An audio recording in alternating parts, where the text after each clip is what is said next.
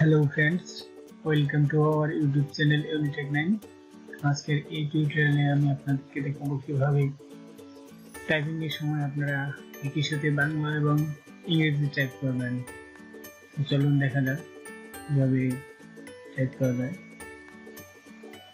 তো একই সাথে টাইপ করতে গেলে আপনাদেরকে একটি সেটিং করে নিতে হবে। সেটিংটি করার জন্য আপনাদেরকে ফাইল অপশনে আসতে হবে, ফাইল মেনু বাই, তারপর আপনার অপশন আসতে হবে। অপশনে এসে কাস্টমাইজ রিবন এখানে আসতে হবে। এখন ফন্টে এখানে আসতে হবে, ফন্টে এখানে কিবোর্ড শর্টকাট এখানে কাস্টমাইজ করতে হবে। এখন এপাশে আপনার ফন্ট,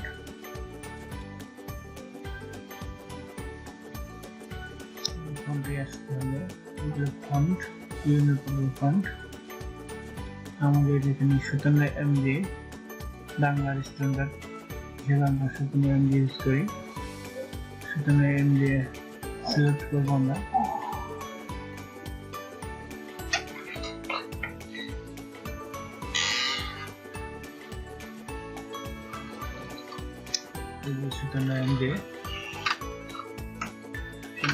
এটা আপনারা আপনাদের ইচ্ছা মতো এখানে দিতে পারেন।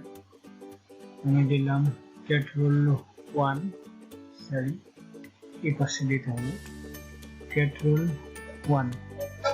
ক্যাটরোল দিলে আমার ক্যাটরোল দিলে আমার 57 MB চলে আসবে। তারপর এন্টার প্রেস করলাম। এখন আমরা আরেকটা ফন্ট সিলেক্ট করব, ইংলিশ ফন্ট, সেটা হলো টাইম নিউ রোমান। আমরা ইংরেজি স্ট্যান্ডার্ড ইউজ করি, এই ইংরেজি লেখার স্ট্যান্ডার্ড হিসেবে standard font Times new Roman. এটাকে আমরা শর্টকাট ক্যাটরোল 2 আবার এন্টার প্রেস করলাম, হয়ে গেল। ক্লোজ করে দিলাম, ওকে করলাম, হয়ে গেল। এখানে আপনারা দেখেন, এখানে আমি ক্যাটরোল 1 সিলেক্ট করলাম, দেখেন 57 MB চলে আসছে দেখেন। তো এখন আবার দেখেন এখানে 57 MB, আমি এখন ক্যাটরোল 2 প্রেস করব, ক্যাটরোল 2 টাইম নিউ রোমান চলে আসলো। দেখেন কি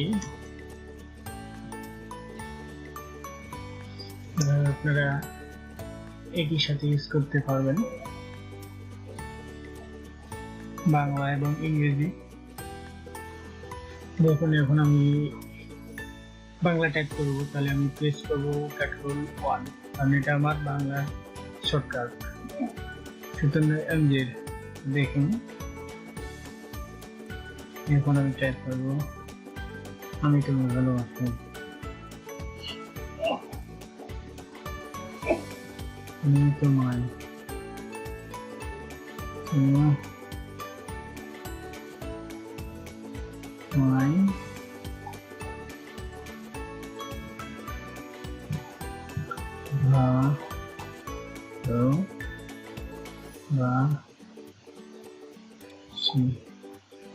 আমি এবার এটা বাংলা ইংলিশ থেকে ক্যাটরোল 2 প্রেস করলে হয়ে যাবে ইংলিশ, কারণ যেহেতু ক্যাটরোল 2 হলো এমনি রোমান্সের শর্টকাট।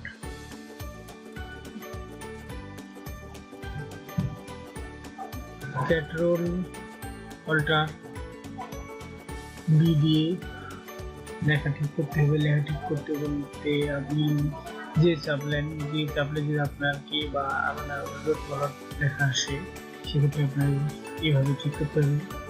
ক্যাটরোল অল্টার প্লাস বি একসাথে চেপে ধরতে হবে, তারপর আপনি চাপেন, যদি তারপর কে আসে তখন এইভাবে করতে হবে।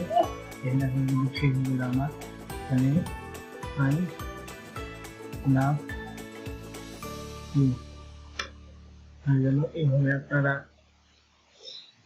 কোনো পেজে লেখার সময় একই সাথে বাংলা এবং ইংরেজি ইউজ করতে পারবেন বা টাইপ করতে পারবেন। এই ভিডিও টিউটোরিয়ালের মাধ্যমে আপনারা উপকৃত হয়ে থাকলে লাইক, কমেন্ট, শেয়ারের মাধ্যমে আপনাদের মতামত প্রকাশ করুন এবং পরবর্তী নতুন টিউটোরিয়াল পেতে চ্যানেলটি সাবস্ক্রাইব করুন।